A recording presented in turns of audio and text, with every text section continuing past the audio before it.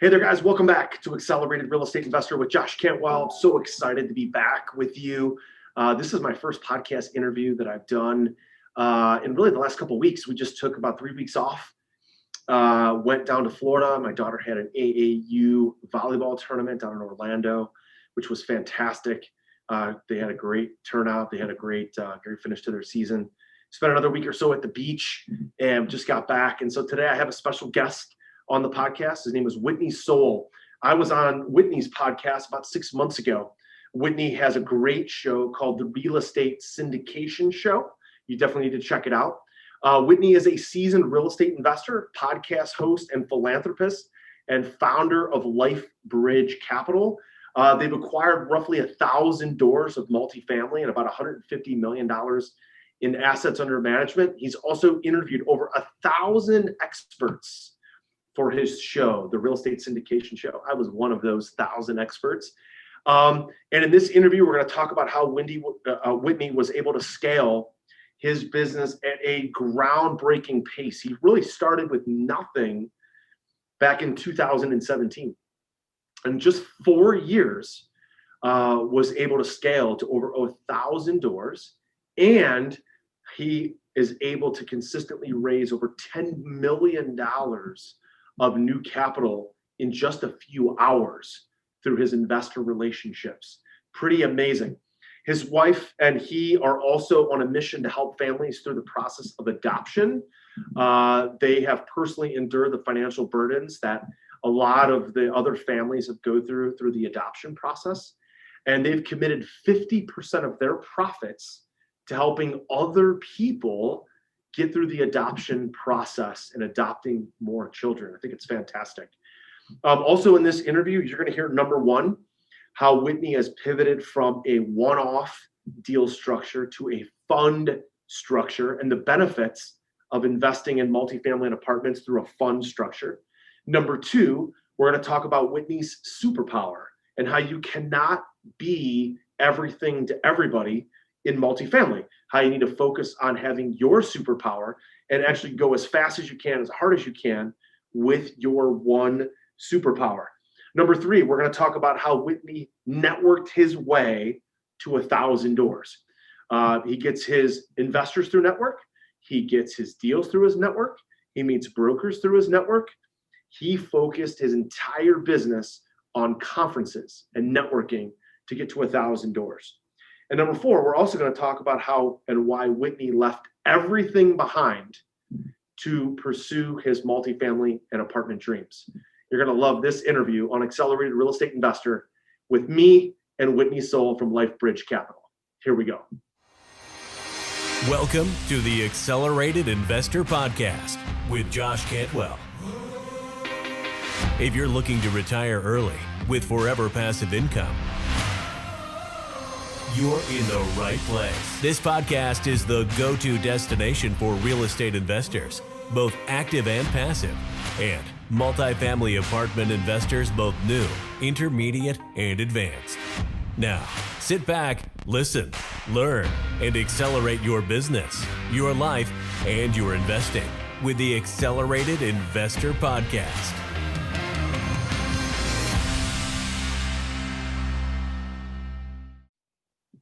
So, hey, Whitney, thanks so much for jumping on Accelerated Real Estate Investor. I'm so excited to have you on. Been looking forward to this since you had me on your show a couple months back. I'm glad we're able to finally coordinate this. How are you? I am excellent. Pleasure to be on your show, Josh. Pleasure to connect again as well. Absolutely. So LifeBridge Capital, I see all your stuff all over social media. I know you've got an amazing Facebook group. You guys have over 1,000 doors, but I'm always curious, what does somebody have kind of going on in their life today, like literally this afternoon or next week, something that they're working on right now that they're super passionate for? So what's kind of on your workbench right now that you're excited about? Yeah, so there's numerous things that we are excited about right now. I would say on the business front, we're fixing to launch a fund. We're very excited about getting that rolling. I was just in Denver or in Colorado last week doing due diligence on the first project in that fund. Lots of great things happening there. But on the nonprofit side, we're partnering with like 4 more families as far as helping them with adoption and with the expense of bringing their children home. So we're very excited about that. That is fantastic stuff. We'll definitely have to talk about the mission of helping families through adoption. I've got a good friend of mine, actually my college roommate, who has been a foster parent to about 40 kids and has adopted Wow, two of them. that's cool. And I don't know how he does it, so I definitely would like to hear more about that. So tell me a little bit more about your fund, Whitney. I know you guys have a bunch of doors. You guys done a lot of one-off sort of structure. Now the fund. So help me understand the fund structure. What's it going to look like, and why are you standing that up as opposed to continuing to do one-off type deals? Yeah, great question. And so it's really a matter of being more more strategic in a few different ways. But one, the multiple asset strategy versus a single asset strategy, there's just a lot of pros there, right? For our investors, I know some people say, I don't get to see the deals and things like that. And sometimes that's an issue with some investors. But for the most part, they're already investing with you because they trust you, in a big way anyway. And thankfully, we like I said, we just doing due diligence on the first project, maybe even have another, but right about when we launch. So they'll actually know the first one or two projects, which would be nice. But having a fund will allow us to just be more competitive, right? We make offers, we can show a balance sheet, 30, 50 million, whatever, and that says a lot to a seller. Even if a broker knows, hey, you've raised the money like within a few hours, time and time again, it's still so nice to be able to show a balance sheet. So that seller knows you are serious and hey, you can close. And so it streamlines that process in a big way. Help our audience understand, Whitney, when you say a multi-asset fund. I know you've done a lot of multifamily, a lot of apartment buildings, but we say multi-asset fund. Help our audience understand, what does that mean? Yeah. And again, why? Risk diversification, things like that. For sure. No, great question. Help our audience understand why, and a little bit more about some of the other types of assets you're going to add to that fund.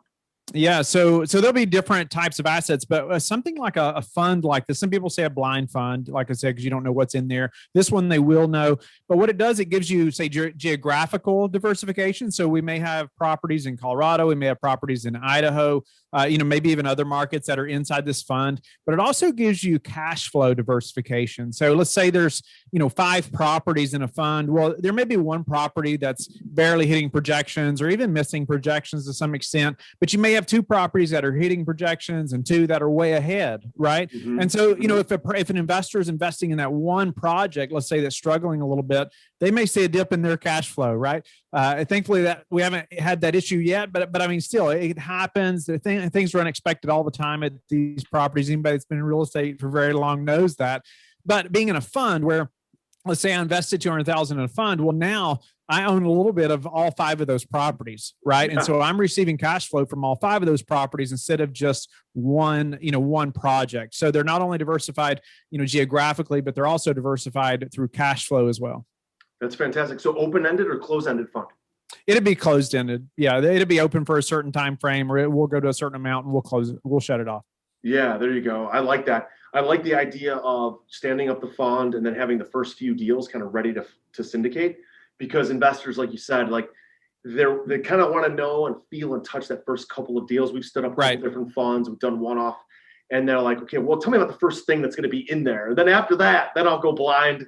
I don't really care what else you buy as long as it's doing well with the first couple that are going to go in. So you mentioned Colorado, Idaho. Are those your markets, or are those the markets that you're looking for just this particular asset?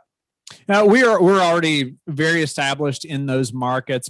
All of our units are actually in those 2 markets. Got it. Love it. So are you going to do anything other than multifamily in the fund? Are you going to do any kind of self-storage or any kind of mobile home parks or things like that? So not in this fund. We do see adding some other asset classes in the future. This fund will be strictly multifamily. However, there will be some value add and some development, most likely. We have 2 projects under development at the moment, or as we speak. And so there's a good chance we'll add a development deal, to the fund as well. Got it. Love it. So help me understand, what you're seeing in the market now. Like, we're in the greater Cleveland area. We invest in the Midwest. We've got projects in the South and Southeast, Houston and Oklahoma and outside of Atlanta. We don't do anything up in where you're at. But I'm interested to see what your take is on the market today. There's a lot of just kind of talk. I think a lot of it is purely speculation, purely talk about what's going on. Nobody really knows based off. But one thing I'm seeing, and I'd like to hear your thoughts on it, is last year was kind of a pencils down year for a lot of people. There was not a lot of deals that traded. I think the total number of deals that traded was down 81% from the previous year. Now there's the threat of what people are calling the Biden tax increases next year, getting rid of the 1031 exchange, the step up in basis, possibly increasing the capital gains taxes. So all of a sudden, I don't know if you're seeing this, but I'm seeing a tremendous amount of sellers that are probably weren't going to sell for 3, 5, 7 years from now that are all of a sudden selling now. So we've seen a new 480 unit, a new 250 unit, a new 360 unit. All these deals, I don't think they'd be anywhere near on the market today. But now the broker's like, I got this one, I got this one, I got this one. I'm like, slow down. Like, we can't underwrite all these as fast as we want to. Are you seeing the same kind of thing? Do you think, because I'm predicting this is going to be a historic year for multifamily as far as the number of trades? I'm curious to hear your thoughts. I do not doubt that. We have seen some very similar things. I mean, specifically, we are in most of our units are in Colorado Springs, Colorado. We're buying another one in a few other markets in Colorado, and then also in Boise, of course. But in the Springs, Colorado Springs alone, there's a 3.82% market vacancy. I mean, just so low, right? Wow. And a 15% market-wide rent growth. I mean, it's just it's just explosion. I mean, it's just madness, right? So, I mean, and I'll give you a property to think about. Like, we purchased a project there a year ago, March. And we received an offer now, that will more than double our investors' returns. Wow. That fast. We even have a project in Boise we bought last August that's hitting our 3rd year projections. Easy. It's just, and it's been 100% occupied since it was built. There is more demand there than we can fathom at the moment. And that's why we're developing some projects there as well. I mean, it is just, I think in like January, they said there were like 11 vacant units in the entire market in Boise. So wow. Things like that are happening. In some instances, that's a little scary, right? That it's like that. However, obviously it depends on if you're a seller or buyer, but things that we're going to be thinking about, and you touched on some of them, Josh, is maybe we've changed our strategy a little bit. Instead of always saying, it's going to be a 5-year hold, we're going to say, it may be a 5-year hold, but if we need to hold it 10 years, we need to be prepared to be able to do that. And so that's changed recently because of the Biden tax, things that he's putting out. We don't know that we're going to have the 1031. We don't know, what that's going to be, or even capital gains, right? We don't know what the capital gains are going to be. And we may get to that point, say 4 years from now, and it's time to sell and think, what? We just should keep it in cash flow, right? Yeah. And also more and more of our investors are reaching out and saying, Whitney, why would we sell? Why don't we just keep cash flowing? And so we want to create some strategy, around having options at least to be able to do that. Right. Yeah. Not saying we won't sell if we can double investors' money in 18 months. That's definitely something to consider in a big way. But we want the options to be able to hold long term. And again, it's about how you buy. Like that project I was just telling you about, it's a Class A project already hitting our 3rd year projections and, in less than a year. And so that there's a lot of room there. We could come down in a big way and still hit our projections, right, in rent. And that property also had like a 47 to 51% break even occupancy. It's still about how you buy, right? We're at Class A projects haven't typically been our bread and butter, but that one was such a good deal. We're like, okay, this makes a ton of sense. And it's been almost our best project. Are you ready to automate and explode your real estate investing? We're searching for extremely motivated individuals who are sick and tired of wasting time and want to finally see real results from their real estate investing business. We're searching for investors looking to get to the next level and become a bigger, better version of themselves while being a more successful real estate investing entrepreneur. Apply for mentoring and coaching at joshcantwellcoaching.com/podcast. That's joshcantwellcoaching.com/podcast. Yeah, love it. I think there's definitely room in today's market. There's, obviously a lot of competition, and the best operators are people, and the best investors are people who realize like I can't necessarily be a one-trick pony. I can't just do value add. I can't just do cash flow. I can't just do development. I think maybe 3 to 4 years ago, you could kind of pick a strategy and just do that because there wasn't so much competition. So just talk to that for a minute. Like talk to our audience a little bit about why it's important to kind of look at multiple different ways to invest in multifamily. What are some of the benefits of a value add deal versus a cash flow deal versus development? Why are you doing a little bit of everything versus I know a couple of years ago it was a little bit more laser focused on, hey, let's just find value add stuff that we could bump rent and then hold it, maybe sell it. That strategy has changed a lot because a lot of guys are getting beat out. Their offers are getting beat out.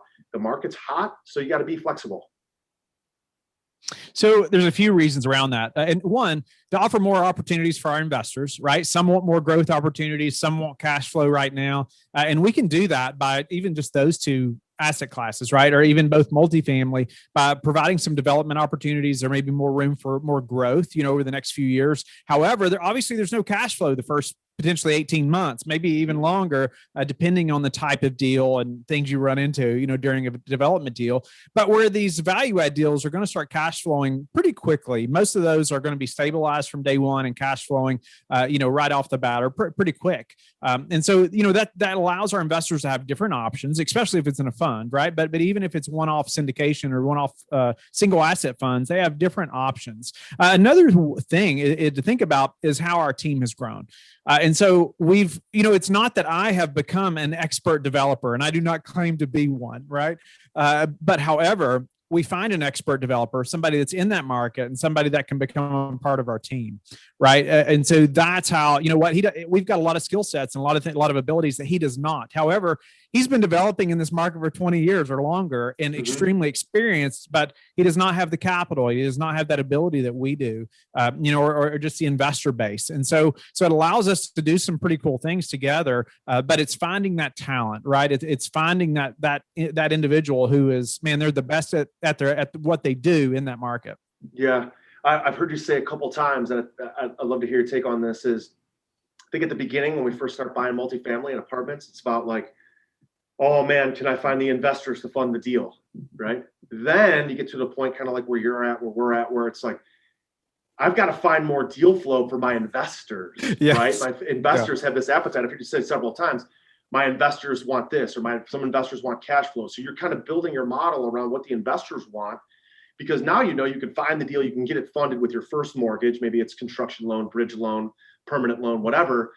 But once you have that kind of limited partner pool built, now those people have an appetite. You do a couple of successful deals. They're like, hey, Whitney, what do you have? What do you have next? What's coming up? Tell me about your pipeline. And you're like, okay, I've got to continue to build for them, right? So you probably experienced the same thing. You're shaking your head. Yeah, you've experienced the same thing. Oh yeah. Talk about that kind of evolution of your business a little bit, and how now, like you said, you're kind of building a business around your employees, but also around those limited partner investors. Yeah. Initially, my first syndication, Josh, I raised $250,000, and I think it took me weeks, right? Yeah. And I had been networking as hard as I could go for months, every conference. I mean, none of that came from friends and family. I didn't have any wealthy friends or family that could have invested, but just hard as I could go at conferences, and I thought, I was excited, right? $250,000. And, but, obviously that wouldn't get us very far now, but, in a pretty short period of time, I mean, we doubled that, I think, the next capital raise, and then it's doubled, numerous times now. But it's just amazing to see, now we've consistently raised like more than $10 million in just a few hours. And it's a blessing. It's a real blessing. It didn't come easy, but it is. I mean, you hit the nail on the head. It's like having those conversations with all these investors, really thinking through what are they looking for? Which ones are looking for cash flow? Which ones are willing to just wanting that growth long term? And then it's being in communication, right? Continually educating them, but then also listening to feedback. All right. Many of them, like I said, say, well, Whitney, why don't we hold this project in cash flow? Well, in that project, we may not be able to, because we've already told the investors, hey, this is the plan, and we want to stick to that as much as we can, as much as possible, what we've set their expectations to be. But in the future, we want to provide more options, right? As we learn more about the investors' needs. Love it. Now, Whitney, you got started not that long ago, 2017. I mean, this is just 4 or 5 years ago. I'm curious to hear about your start. And anytime I talk to somebody that I have, whether it's on a coaching call or on this podcast, I love to hear about how they got going and some of the early challenges that they faced. So tell me a little bit about your start. And, I heard about the first $250,000 syndication. I love that story. Tell me about some other challenges and how you got going. Yeah, and I'll go back a little further, and feel free to ask me about anything, any part of it. But even go back to March, Josh, of 2001, and I say March because obviously it was 6 months later that our nation was attacked, right? Sure. But in March is when I joined the military. I had no idea that in just a few years, in a very short period of time, I would be spending a year in Iraq. Right. And I'd be toting around a machine gun, praying every day I get to go home. Wow. Unfortunately, not everyone in my squad made it home. And that was, obviously a lot of lessons learned, overseas in Iraq, in situations like that. Thankfully, I did make it home. The Lord was very gracious to protect me, while I was there. But one thing the military taught me was to have that never give up mentality. I mean, there's not much you face in a real estate business that can be worse than where we were at, over there. Yeah. Right? I mean, it helps put things in perspective a little bit, right? Not Wendy, that you don't ever have a bad day. And tell you this one quick 30-second story. So I have a former employee of mine, Tim, is a friend of mine. He had a screensaver of him walking with all of his gear, was in the military, walking through the streets of Fallujah with all of his gear on, with his platoon, and literally looked like just third world.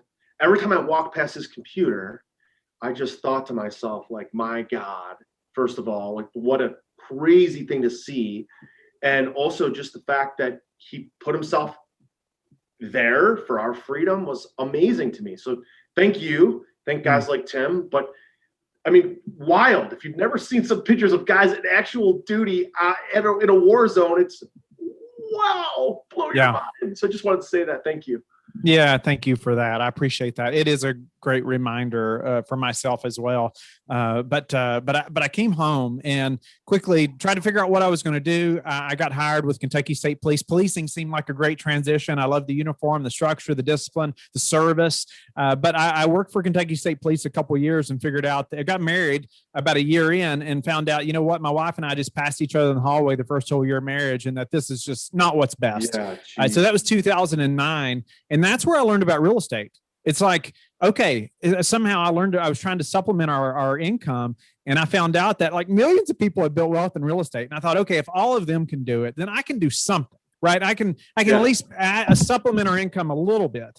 And so we bought 2 triplexes. We made a ton of mistakes. We learned a lot the hard way. I was self-managing, the worst schedule, as a police officer, newly married. We were remodeling a house while we were living in it all at the same time. My poor wife was doing dishes in the bathtub. I mean, it was horrible, right? It seemed horrible, but you know what? We're stronger because of it. Finally, I became a federal agent, which helped my income and benefits and all those things that everybody wants in a W-2 position, right? But still, I kept pushing the real estate business. Believe it or not, I was a professional horse trainer at the same time. It was just a passion of mine since I was a little boy. But Josh, we finally had the farm we'd always dreamed of. We'd finally, I was training horses at a very high level, to say at least. I was building a brand similar to what I've done now in real estate, but not hardly to this scale. But I was doing clinics all over the country, selling horses for more money than I ever imagined. I still had a 15-unit rental at this time. And there was a time where my wife and I were at the beach and we were walking and we were just really reflecting on what our life was like, where we planned to be 3 years from now, 5 years from now. And it was just obvious to us that it was not possible for me to keep it up. I mean, like more than 2 full-time jobs, it wasn't worth it either. And so we knew that there had to be a big change. Ultimately, we came home, we decided to sell the farm, sell everything. And so we started our 3rd adoption process at the same time, but we sold the farm. We moved into a small house in town.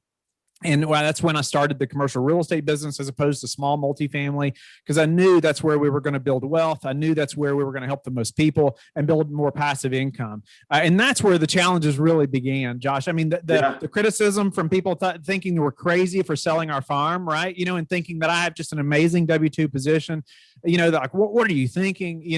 But immediately, it was like I was all of a sudden working more than 2 full-time jobs again, but we had a mission and we had something driving us, my wife and I both, because I would miss every meal with the family. My boys, unfortunately, knew they wouldn't see me till Sunday, even though I was living in the house. I mean, it was just kind of ridiculous. However, it was what it took for a couple of years. And while my wife did everything in the home, while we're doing deals and doing a daily podcast and working full time and going to conferences a couple of times a month, it was madness. But man, we're so thankful. Obviously, now we did.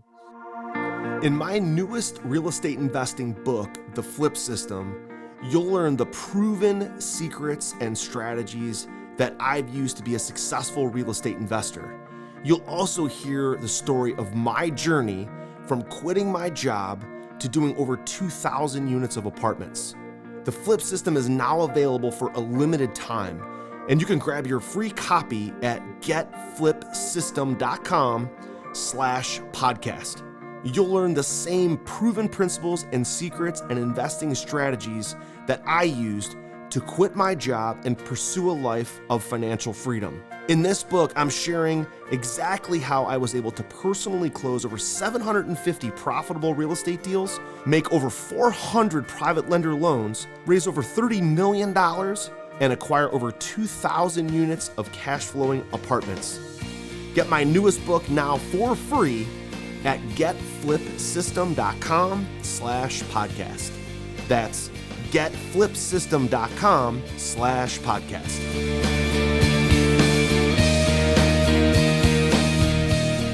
That is fantastic stuff. So the breakthrough happens when? Help me understand that deal, that first commercial deal, or that maybe the second, third deal, whatever it was, where you thought this decision to sell the farm, this decision to walk away from the W-2. Now I feel like we've made because at first you're probably scared out of your mind. What are we doing? This is really going to work. You're super passionate, excited for it, but scared at the same time. All of a sudden it hits you. You're like, we made the right decision. We're going down this road. We're able to kind of chase our passions, adoption, these other things that you're excited for. And the business side, the financial side is starting to work. When does that happen for you? It was a few deals in, to say the least. Yeah, sure. Right. A few commercial deals. I mean, when we sold the farm, I'd done the 15 unit, but I'd not syndicated anything. And about the same time, I hired a mentor, somebody that had been there, right? Could go before me, had been before me, and I could ask questions of and things like that. So crucial, to that entire process.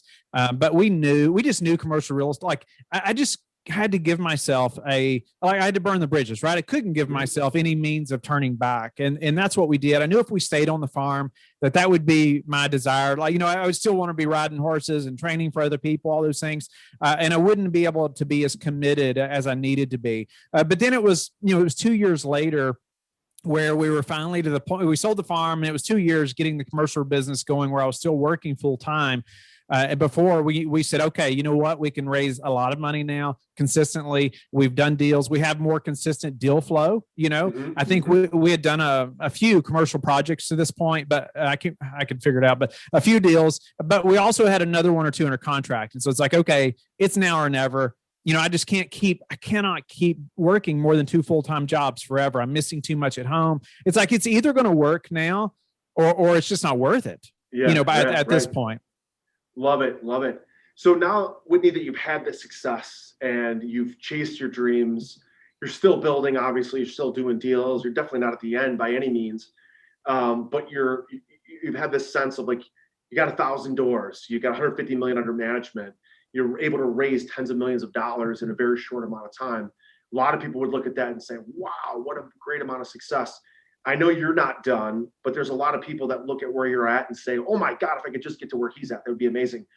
What kind of advice would you give to them? What kind of advice would you give your younger former self about your journey? What did you do right? What would you do differently? What kind of advice would you pass along? Yeah, that's a great question. I would say you have to think big, right? Earlier on for many, many years, all I could see was that next single family or duplex, or, I looked at those big apartment buildings and thought, oh, maybe that'd be me 30 years from now, right? I don't know who those guys are, but, I just didn't see it. I couldn't believe it, right? When I started going to conferences, I started meeting guys that were buying 100 unit complexes, only been in the business a year. So I'm like, okay, hey, if they can do it, I can figure this out too. Let's go. Right? I'll make this happen. But one thing is, don't get overwhelmed, right? Don't get overwhelmed. You have to start building your team of experts. You do not have to do or be an expert of every part of this business. It's just not going to happen that way. It is not going to happen. So ultimately, be an expert in one part of it and be as good at that as you can possibly be. And then start building your team of experts around the other cogs in that wheel that you need, right, to make it turn. Think about those roles and what really energizes you. And man, if it's underwriting, like be the best at that you possibly can be, and find the other people to attach to your team or add on to your team. That's ultimately what I did, right? That's what I did. And now we're continuing to build a team of experts, so don't get overwhelmed and just do nothing, right? Look at the next step, figure out where you want to go personally. You got to see a bigger picture. So you're motivated and you have that vision, all those things. But look at the next step and focus right there, right? And knock that out. And then you're going to get motivated. You're going to see some success, at least some improvement, right? And then figure out the next step, and just keep going. And before you know it, 6 months from now, man, you've come a long way. I love it. I'm curious, Whitney, for you, what do you think your main role is? What's your superpower within that wheel, that cog in the wheel, right? The one part that you're good at. That's question number one. Number two, how are you able to find and locate the other experts, right? That's probably what people will be saying, especially if they haven't done a big deal yet, like you and I have, is, how do I find my superpower? How do I understand what I'm best at? And then how do I bring other people along, the other experts, to do it? Because like in my business, I'm really good at marketing and raising money, and I don't know a whole lot about commercial construction. So I had to bring in a CapEx guy, right? A VP of construction that I could really trust, that really knew that part of the business. So what is your superpower, and how do you find the others? Yeah. One of my superpowers is almost being willing to just work harder than anybody else. Okay. It doesn't have to be like this, specific thing. But what that turned into, Josh, was really the marketing ability, was being able to speak to people, being able to network as hard as I could go. And building processes then became my superpower. It's like, I can talk to people.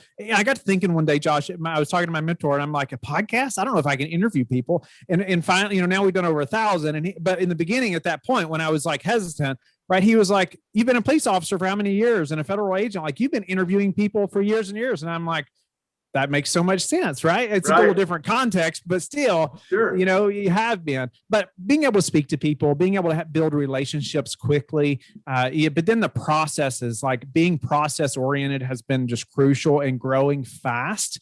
And then you ask about like the team members. Yes, learning quickly that, hey, I'm just going to hunker down right here and go as hard as I can go, and then I'm going to notice, and I'm going to pay attention to key people who are experts in their field. And then we're going to partner ultimately. And so I did, I was very hesitant. I don't partner with just anyone. And it's a big story how we did this, but my business partner and I met, and I could see qualities in him that were complementary to my skill sets, right? I could see that he was a go-getter. He had lots of just skills that I didn't have, and I had lots that he didn't have.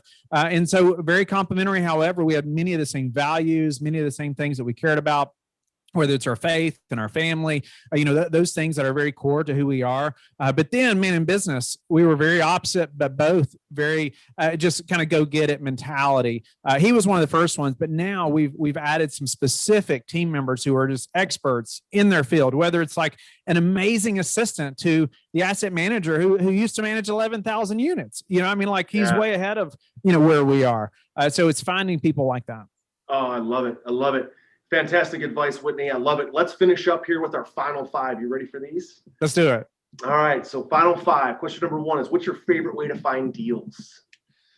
Ours have been through brokers. It's the relationships. Absolutely. It is the relationships. Favorite place and way to find money, or different ways to fill up your capital stack? Building relationships. It's a building. And I say this, everybody talks about the know, like, and trust. And I say there's one thing that's missing, and it's loyalty. You learn how to build loyalty, you will not have a problem raising money. Yeah, I love it. I think communication too is so important with an investor. Yes, for sure. Especially at the beginning when there's a lot of moving parts in a new acquisition. You take a deal over, CapEx or whatever you're going to do, whatever your business plan is, keeping them, whether it's good, bad, or ugly, just keeping them updated on what's going on. So critical. Next question, Whitney. What is your maybe favorite book that you've ever read, or favorite piece of advice that you've ever been given? Wow. The Bible would be my top book. I just think you can learn almost anything you need to know in there one way or the other. Outside of that, I don't know about my top that this would be my top, but I'll tell you a book I read recently that was really good is The Road Less Stupid by Keith Cunningham. I've got it right here. Actually, I'll show it to you quickly. Great book, great business guy, highly recommend. And then if you want to get motivated, The Power of Self-Discipline by Brian Tracy, No Excuses. I love that. I love Brian Tracy. I love the No Excuses book. I've read that a few times. It's fantastic. Whitney, what is your favorite place or way to decompress and to kind of think and get outside your business? But to me, the best operators, the best CEOs, they operate outside their business and slightly above it. And they spend a lot of time thinking, what's your best way and place to do that? That doesn't happen in the beginning when you're a new entrepreneur. Typically, yeah. Just hustle, man. Just go. But more so lately, it has been going to the beach, and my wife and I. It is like time for us to decompress. We're away from the house.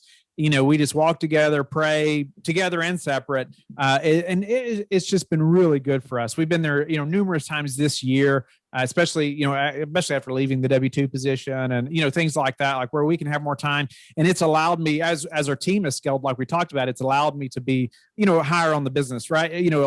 So I'm not so much in the business, but working on the business more. Yeah. And that's the place to decompress and us to really just clear our minds and think about things like 3 years from now, like we did in the beginning. Yeah, that's great. I tell people, listen, the business of business, like the way we run business, is all about the people. The business of business is people. So we've got to invest in people. And as a CEO, got to spend more time helping people understand process, coaching them up. Being a CEO is really no different than me coaching like my 7th grade volleyball team. Like I've got to coach them, got to coach people. You grow people, you grow a great business. It's all about the people. Last and final question, Whitney, which is, look, with all the success that you've had, you've probably had amazing mentors in your life. Who do you think has been the mentor that's had the biggest impact and why? When I was looking for a mentor, there's so many people in my life that have had, they've been like fathers to me, as growing up and numerous have different points in my life. It's just amazing to look back and think how they've kind of taken me under their wing, even as a teenager to, coming back from Iraq and different times when the Lord provided different men. But in the commercial real estate business, I was looking for someone who was, who I could speak to personally, right? And who was in the business now and who I felt like really cared about my success. And at that time, it was Joe Fairless.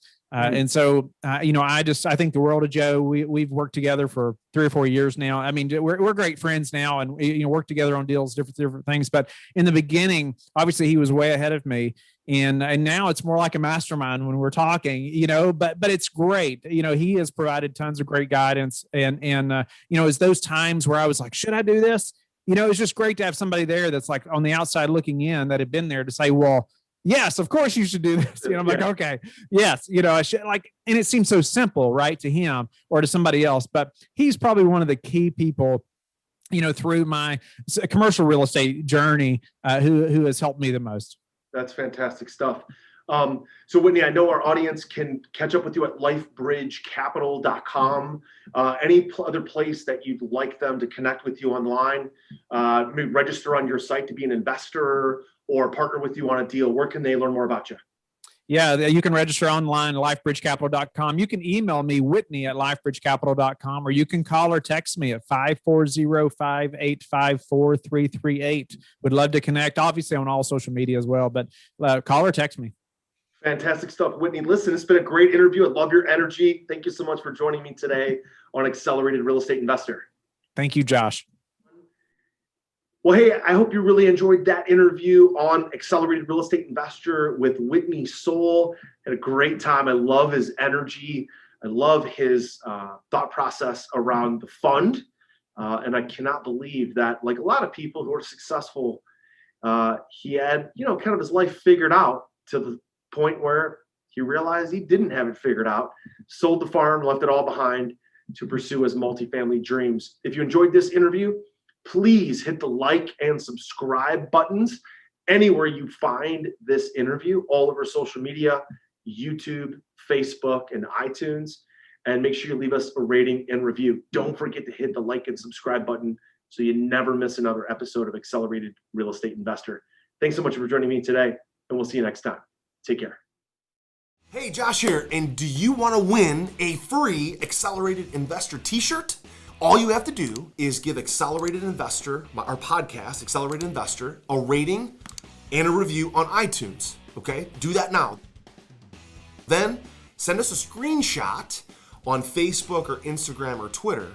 What we're gonna do then is every week we're gonna pick our favorite rating and review, and we're gonna send that person a free t-shirt and maybe, again, some other cool, fun stuff as well from Accelerated Investors. So, again, don't forget to take a screenshot. Leave a rating, review, take a screenshot, send it to us so we know exactly who you are.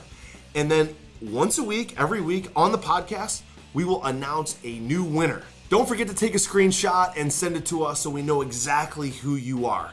We'll announce a new winner every week.